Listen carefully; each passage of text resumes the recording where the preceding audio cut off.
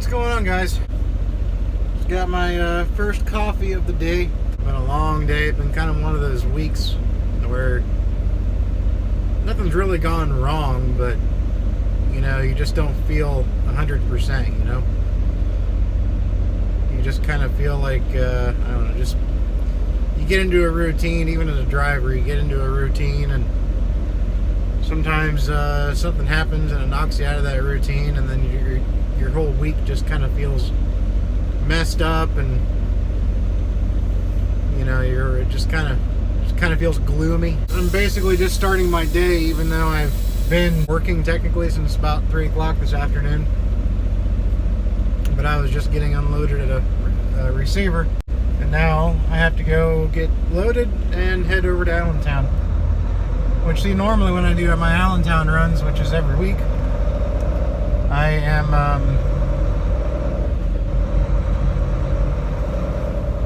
I'm leaving with the load to head to Allentown by about noon. You know, tonight I'll be lucky to leave by midnight, so it's kind of the complete. It's just how the week's been. Just been kind of all opposite, you know, because I pretty much run the same runs every week.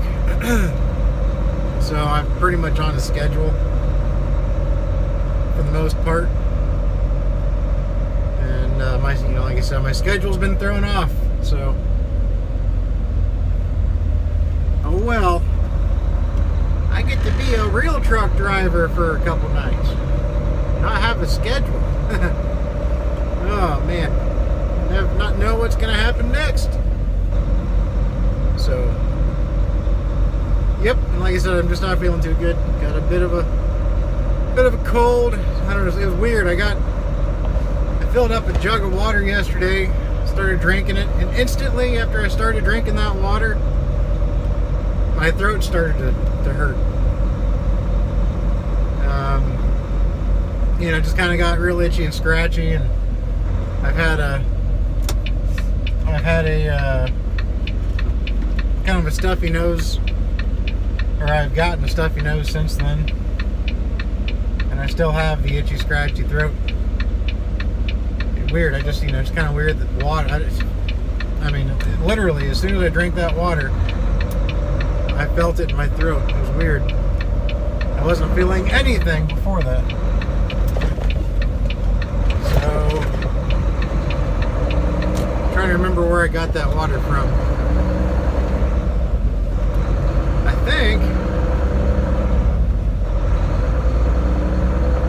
Where did I get it from? I think I got it from where was it? It was either Lamar, Pennsylvania, or Du Bois, Pennsylvania. I can't remember which. Alright, next stop is going to be some fuel. Went to the yard to get some fuel, some diesel fuel, but the pump was frozen. I couldn't pump any fuel into the truck. So, I'm going to have to go to the truck stop up here and fill her up. Most of the diesel around here right now is pushing $3 or more a gallon. Here in Ohio, if you go over to go into Pennsylvania, you're going to see diesel fuel around $3.50 or so, $3.45 a gallon. But there's a truck stop not far from here. Actually, the one that I had the guy back up into my truck at. That truck stop, diesel's always dirt. Well, I don't want to say dirt cheap, but it's always cheaper. In fact, I think it's actually a little cheaper than what she pays for fuel at the yard. It's only about $2.60, something like that. When every place else is about $3 a gallon. So it's not too bad. Oh, I swear to God, nothing is worse, even if it's a mild cold, nothing is worse than being sick when you're on the road. It just takes so much energy out of you. I got a night's sleep last night, or this morning, whatever you want to call it. You know, I woke up at about 2 this afternoon. Speed warning. Oh, shut up. Because of this mild cold or whatever it is that I have, this infection in my throat. Yeah, it's just taking so much energy out of me. I got my coffee with me.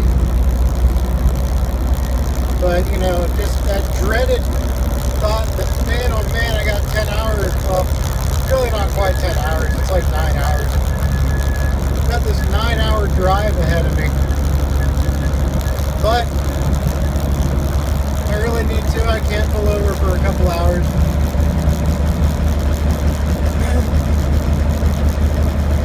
Get a little rest. I might have to do later. You know, when you feel like this on the road too, it's really, like I was telling my wife earlier, it really brings out that lonely feeling as a truck driver. You know, you're out here and you're feeling more vulnerable than you might normally feel.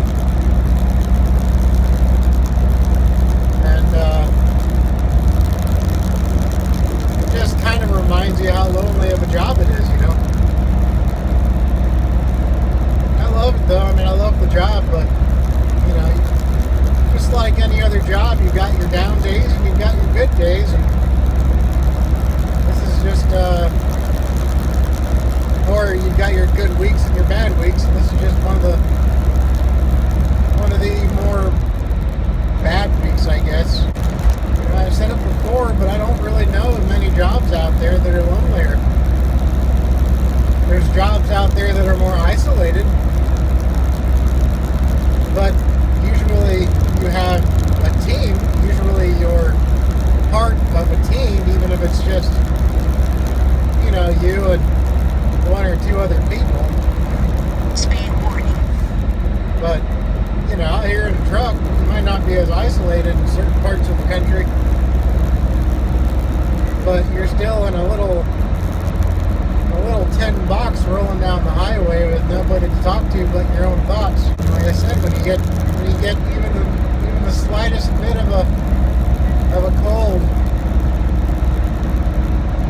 it reminds you exactly about that position that you're in. You don't have anybody there to talk to except for the camera. You choose to do that kind of stuff. And it helps, I think. I think it helps when I have the camera to talk to. But even still, it's just, I don't mean to harp on it, but it's definitely a lonely job. Strangely enough, it's a job that I love. And I really can't see myself doing anything else.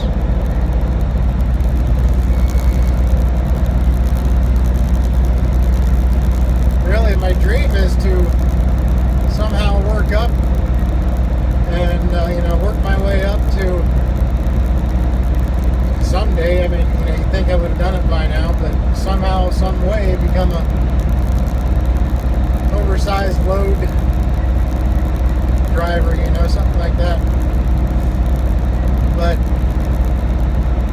I'm just so out of shape. I need to get in shape before I can do anything like that.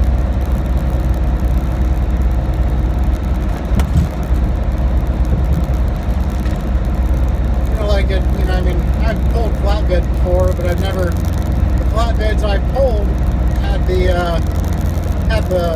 canopy that slid back and forth, so you never had to tarp anything. And so all we had to do was chain or strap.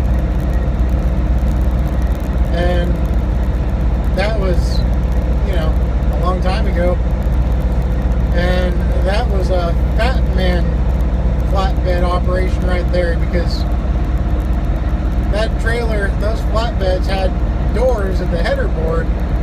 So all you had to do was walk up onto your little catwalk there between your sleeper cab and the trailer, and you could open that door and you just stepped right on inside.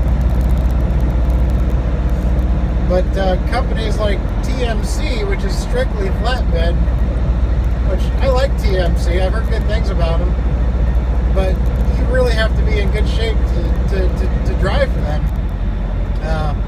That's why you see a lot of veterans, from our military work there, because one of their criteria to hire you is you have to be able to climb up. Oh, come on, the speed limit just changed. Anyway, you have to be able to climb up onto the flatbed from the side without the use of a step ladder or anything. You have to. The windows are all fogged up. You have to be able to pull yourself up, which, these flatbeds, especially when they're empty, a standard flatbed, it arches in the middle and arches up, and there's nothing for you to put your foot on to pull yourself up, to step up, or anything like that on the side. So you've got to be able to hoist yourself up the side of this flatbed that might be chest high, with nothing to put your feet or your legs on to help push yourself up. I'm just not able to do that. I just don't have the upper body strength and my physical condition to do that. But I think it's a pretty good. Not stipulation, but pretty good gauge for them to hire somebody like that, because, you got to make sure that these people are physically fit. If they're gonna, be able to safely secure that load, you want to make sure that they can climb up there properly and do it, because you don't want a steel coil to fall off the back of that trailer and kill somebody or multiple people.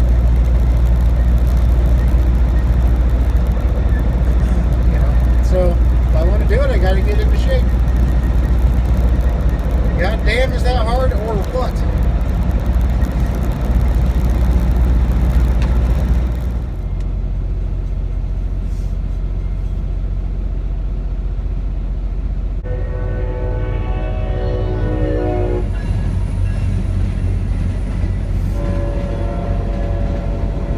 Good idea to give that guy the right of way.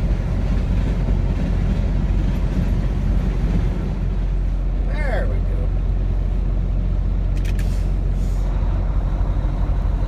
Alright, let's get on out there and get some fuel. Oh, it's gonna be cold. 11 degrees outside right now. 11 Fahrenheit. Whew.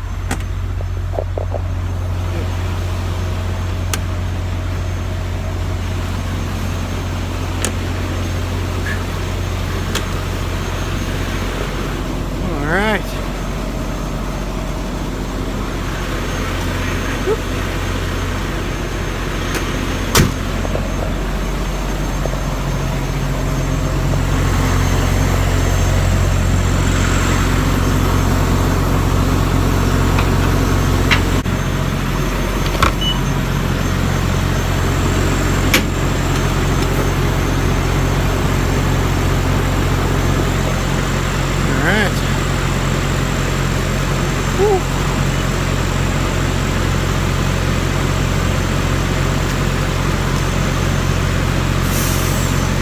Go! Got one running.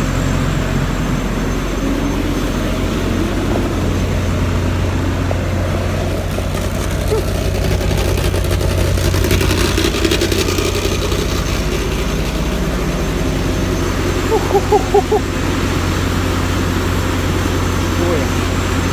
Oh, yeah.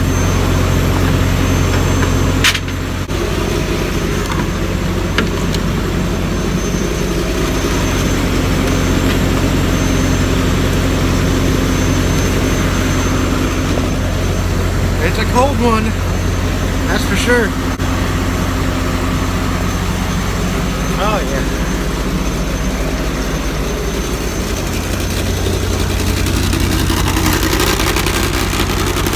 Oh, the mirror.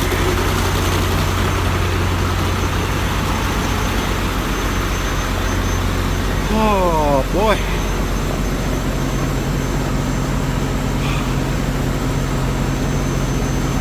Holy hell, it's cold. Who did this? Woo. The only time I like the cold is when I'm at home and we got a blizzard coming and I can play with it, or I can play in it with my Jeep or my Ford. Then I like the cold, but I don't like the cold when I'm working. No, I do not.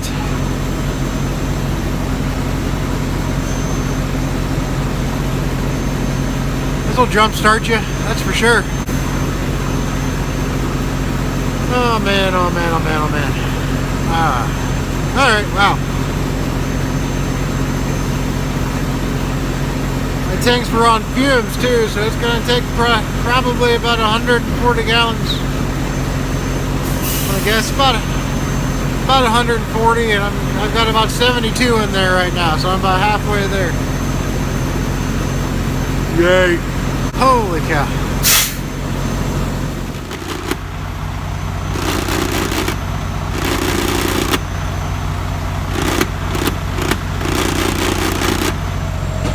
There you have it. 146 gallons. All right. We're all fueled up. And the annoying thing is, I'm gonna have to stop the last truck stop in Ohio, top it off. It's just so I don't have to worry about stopping in Pennsylvania on the way back for fuel, because it's so much more damned expensive over there. I'll stop again in like another 3 hours and top off the tanks. And you know, these are only 100-gallon tanks. That new truck that she got the other driver, and the truck that I'm supposed to be getting still, I don't know if it's gonna happen, but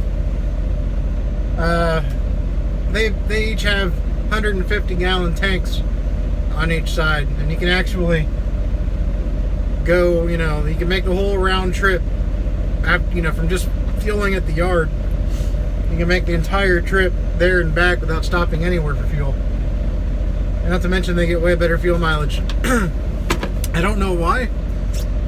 I mean, I do know why. They're newer, and you know, the engines just simply have less wear on them, and they're geared better. But they're a bigger truck. It's a 780 Volvo versus this 670, and they get far better gas mileage. Like this one really gets. I mean, all of these that she has right now get horrible miles per gallon. This one gets about 5.3 to 5.5 miles per gallon. And it's a Volvo. It's not that old. It's a 2012. But, you know, these newer Volvos, though, like the one that she just got this driver and the one I'm supposed to get, they get in the mid-7s. And they have 50% more fuel capacity. So, you know, they get like 25% better fuel economy, and they have like a 50% better or a bigger capacity for fuel. So you get a lot more distance.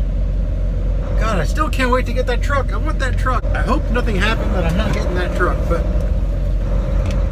if I'm not getting it, hopefully she's at least gonna fix the front end of this truck. But you know, I can't be picky. I'm a company driver, you know.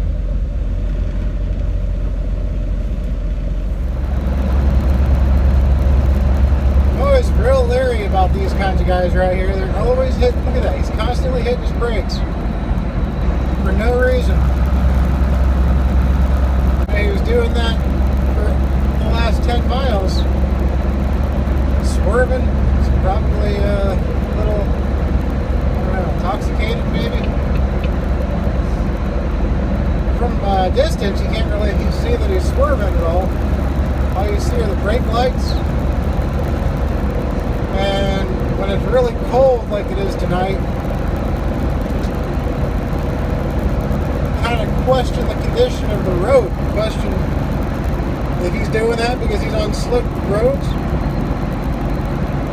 So then it kind of makes you a little cautious, you know. It kind of makes you wonder, well, kind of worries you a little bit that you don't really want to go too fast, but it just so happens that he was just a nervous Nancy.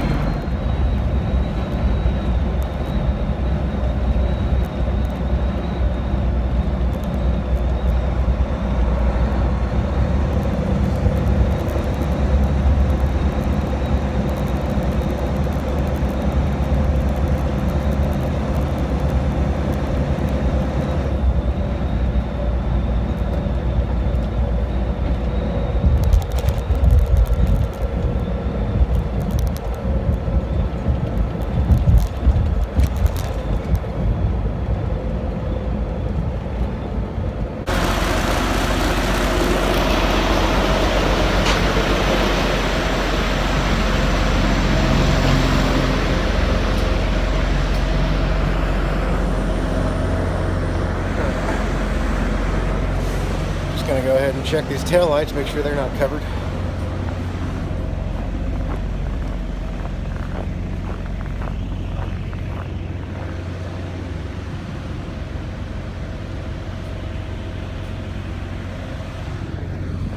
Yep, we're all good.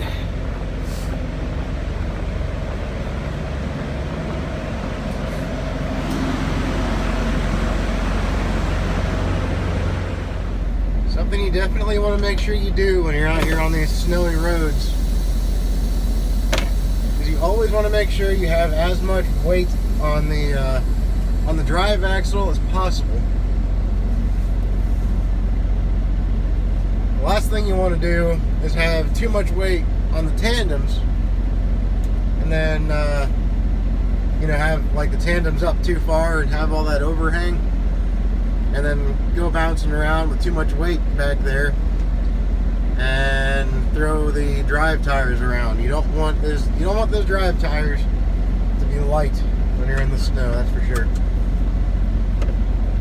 So make sure that they are adjusted accordingly.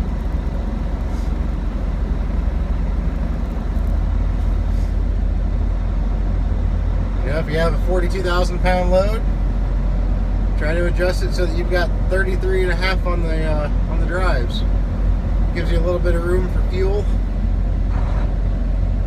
So 33 to 33.5, something like that. That way you have enough, like I said, enough room to put diesel fuel in there, because that of course will add weight to the drives as well. Just food for thought when you're out here.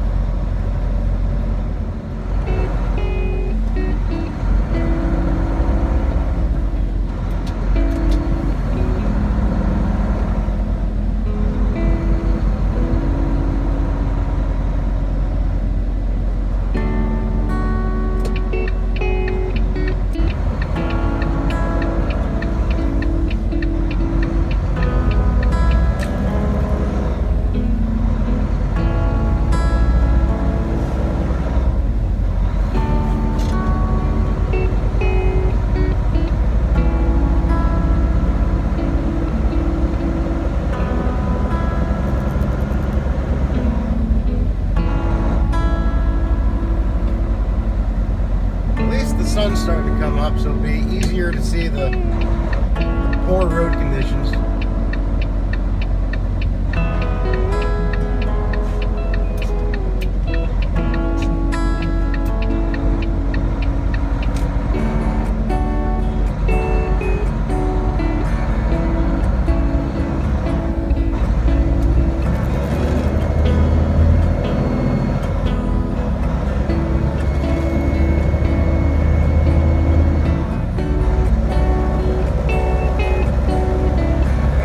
Braking traction at all going up this on-ramp, flooring it, so it's not really that slippery.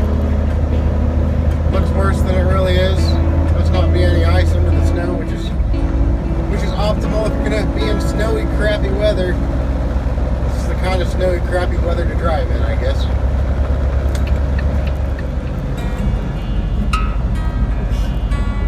Remember how in a past vlog I've said how beautiful this area would be if it was covered in snow? Well, case in point right here.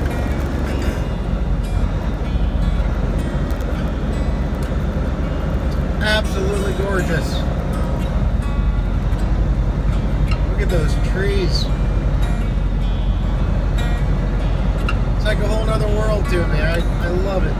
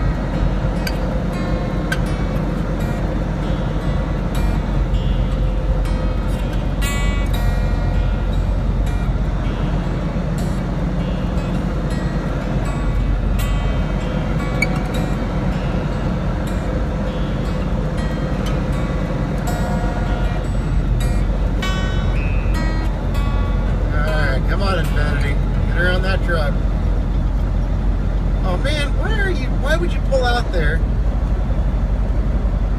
You idiot.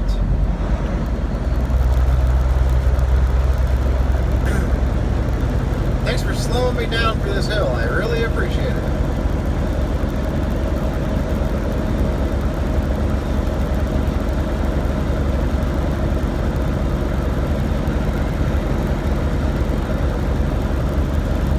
If you're too scared to drive in the snow, guys, don't drive in the snow. That goes for four-wheelers and 18-wheelers alike. Don't waste everybody else's time. This isn't even very slippery right now. It's just a little snow.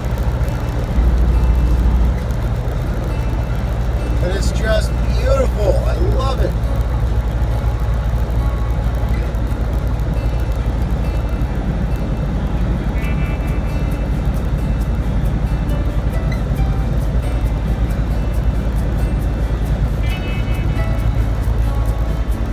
I'm jealous of some of the Canadian drivers because they get to see scenery like this quite often.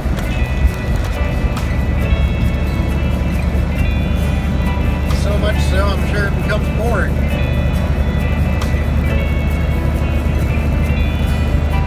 Maybe it does, I don't know.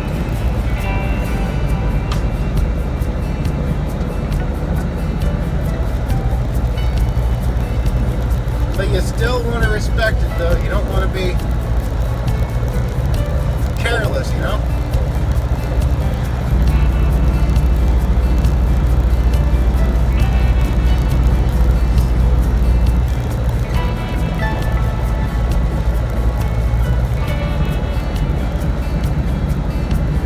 There's very little things that behold such great beauty that are not at least a little bit dangerous. Mother Nature is one of those things.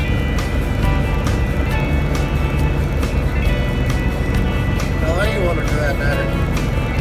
The most beautiful women are the most dangerous. Keep that in mind. Except for my wife.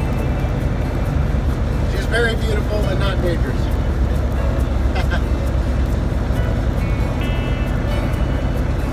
Gotta cover my bases there. Oh man, this is just, God, you know, the whole term winter wonderland, it's just, I love this. I love it. Gorgeous.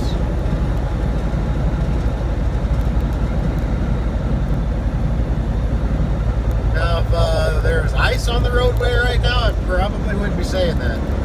Because I probably wouldn't be driving. Just some snow.